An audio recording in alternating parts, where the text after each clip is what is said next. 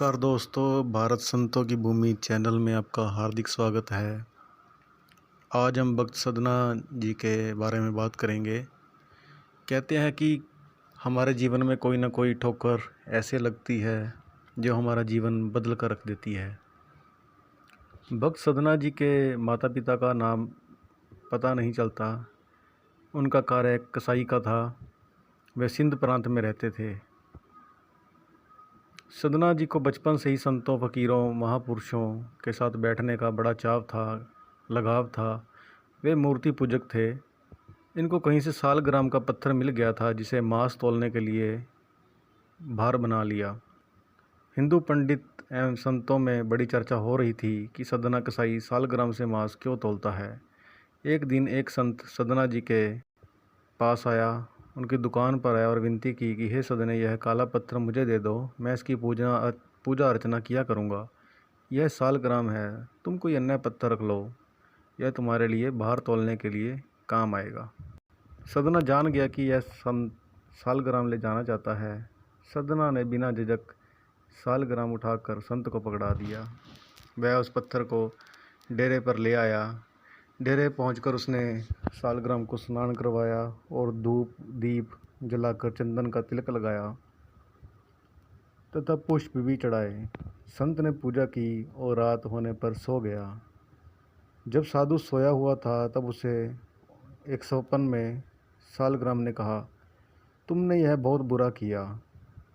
सदने के पास मैं बहुत खुश था, क्योंकि वह हृदय से मेरी पूजा करता है। सच्ची श्रद्धा के साथ वह मेरा हो चुका था। वह मुझसे अटूट प्रेम करता है। मैं पूजा एवं सत्कार का भूखा नहीं, अपितु प्रेम का भूखा हूँ।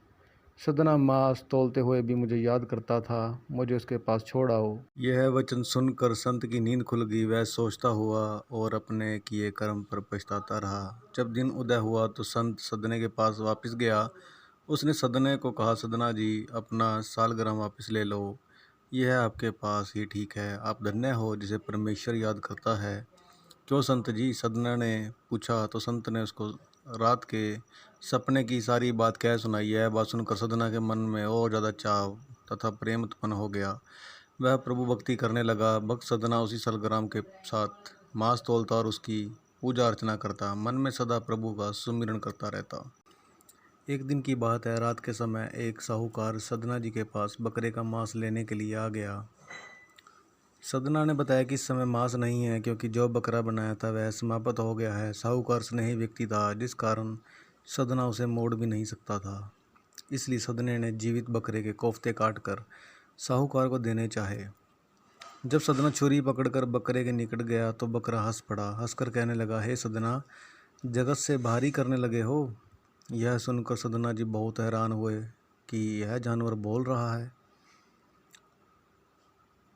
उसी समय सदने के हाथ से छुरी भूमि पर गिर गई। सदने ने बकरे से पूछा, हे बकरे, यह बताओ, मैं क्या नया खेल रचने जा रहा हूँ। मेरा कर्म है तुझे मार कर बेचना। बकरा बोला, सुनो, पहले यह सिलसिला चला आ रहा है कि कभी मैं बकरा और तुम कसाई, और कभी मैं कसाई और तुम बकरा। इस जन्म में तुम मेरे शरीर का एक अंग साहूकार को काट कर देने लगे हो। यह नया खेल है। कल को मैं भी तुम्हारे साथ ऐसा ही करूँगा, क्योंकि हम कर्म के एक दूसरे के साथी हैं। यह अपना धर्म बन चुका है, एक दूसरे का मांस काट कर बेचना।